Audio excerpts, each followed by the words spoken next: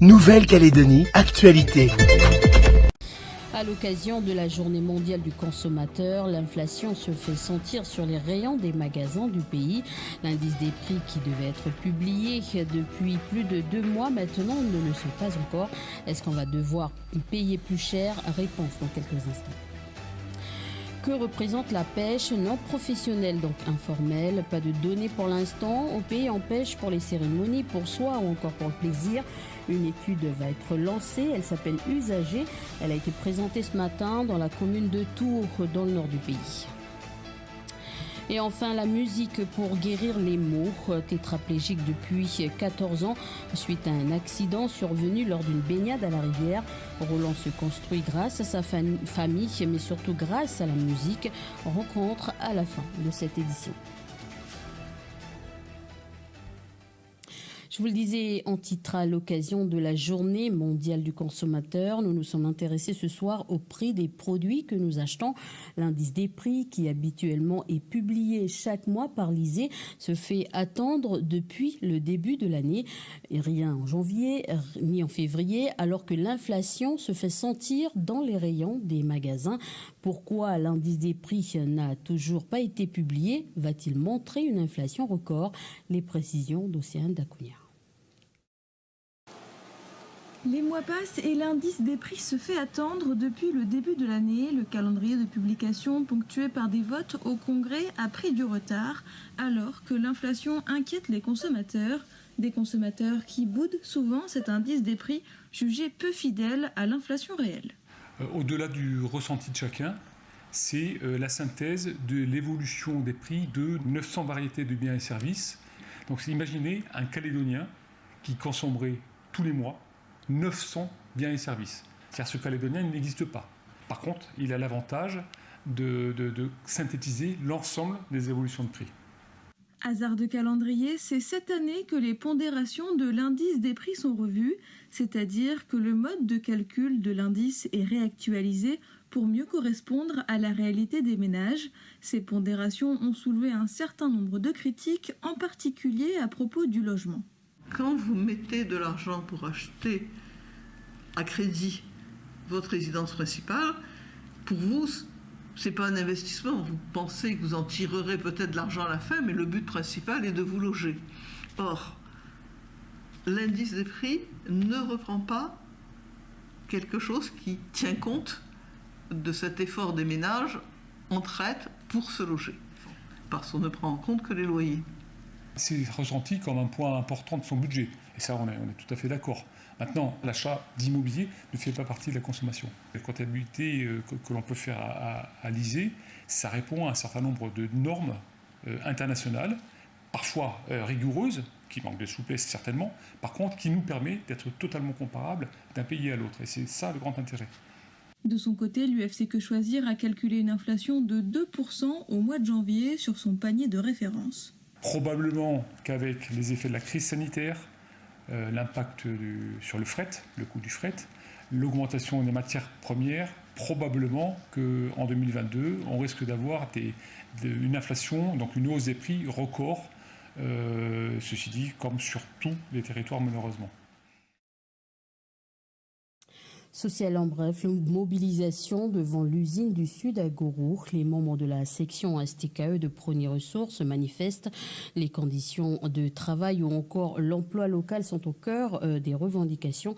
Une rencontre a eu lieu avec la direction de Prony Ressources New Caledonia cet après-midi.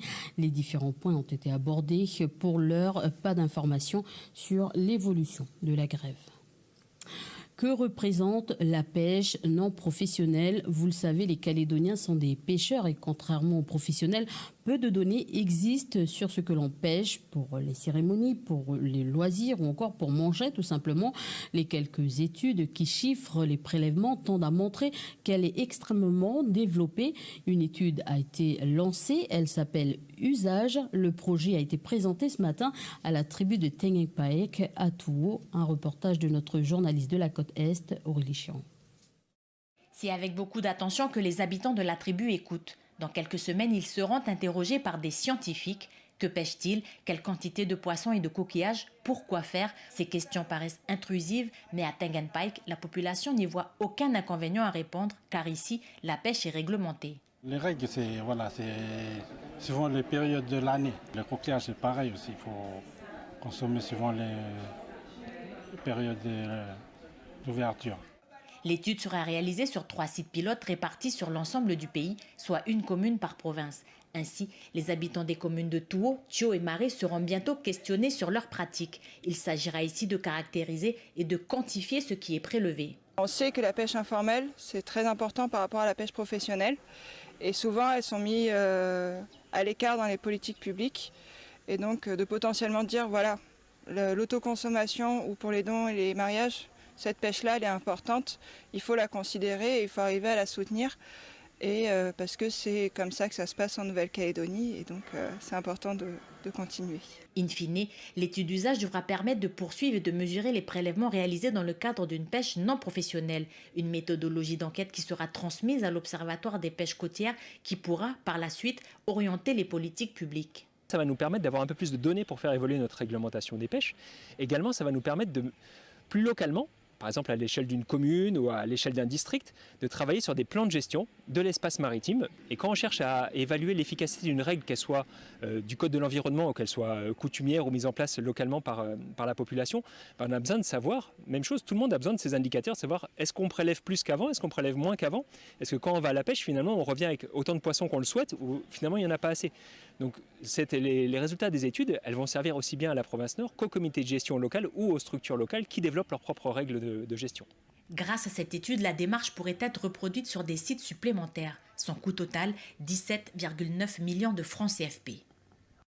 Dans un tout autre registre, le campus universitaire de Nouville aux couleurs des États-Unis, à l'occasion de la date d'anniversaire du débarquement des Américains, il y a 80 ans, l'université de la Nouvelle-Calédonie a lancé une saison événementielle, expositions, projections ou encore interventions d'artistes, autant d'activités qui seront proposées jusqu'au mois d'octobre. L'occasion d'en savoir davantage sur cet épisode de l'histoire calédonienne lors de la Seconde Guerre mondiale, une parenthèse dont certains aspects restent méconnus encore aujourd'hui. Retour sur l'histoire avec Audrey Poédi. Le 12 mars 1942, environ 17 000 GIs débarquent à Nouméa. Immédiatement, le caillou se métamorphose. Les Calédoniens découvrent la culture américaine, l'économie locale est dopée, les infrastructures se développent. Les Américains qui ont besoin de main-d'œuvre font alors appel aux Kanaks. C'est ainsi que de jeunes adultes originaires des îles et de la Grande Terre sont recrutés, formés et embauchés pour travailler aux côtés des soldats américains. C'est une vraie révolution à l'heure où le pays vit encore sous le code de l'indigénat.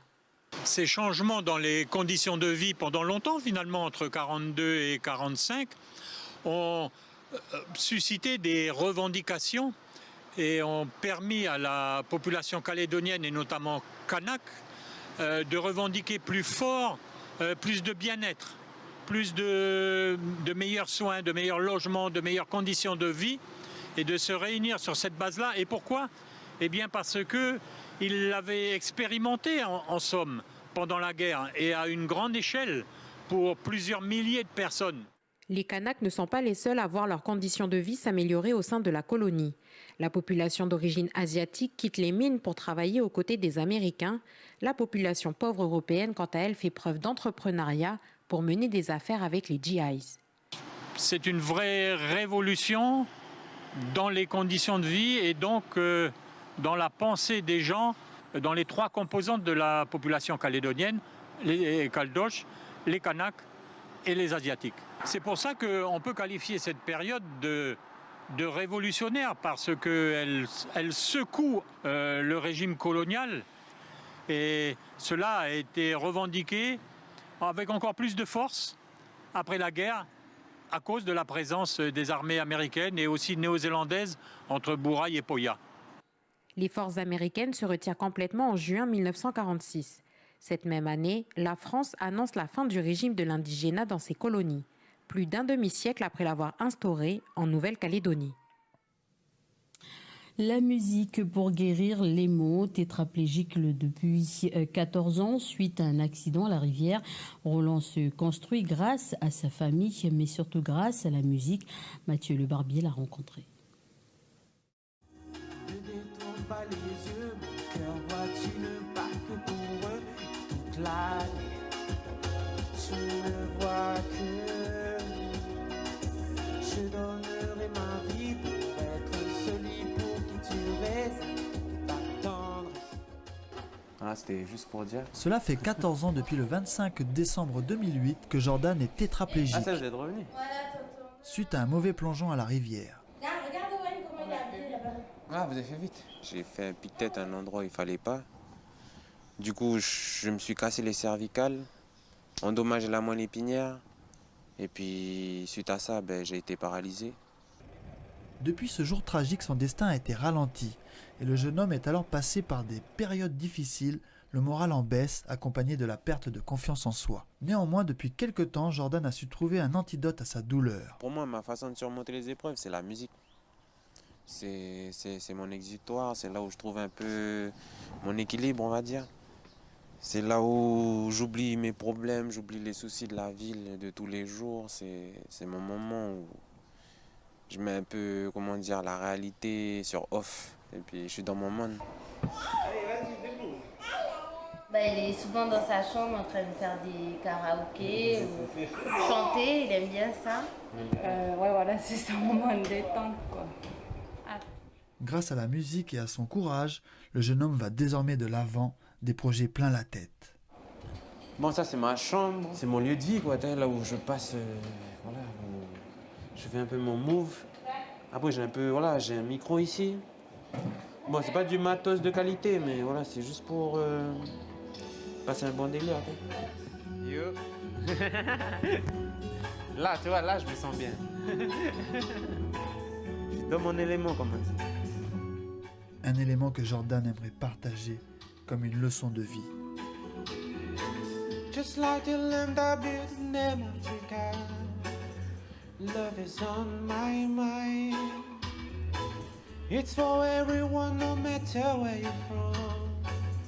Love it cross all lines, like the feeling of all the seasons changing. Love is a memory. Outremernews.fr, le site de l'actualité outre-mer, 24 heures sur 24 et 7 jours sur 7.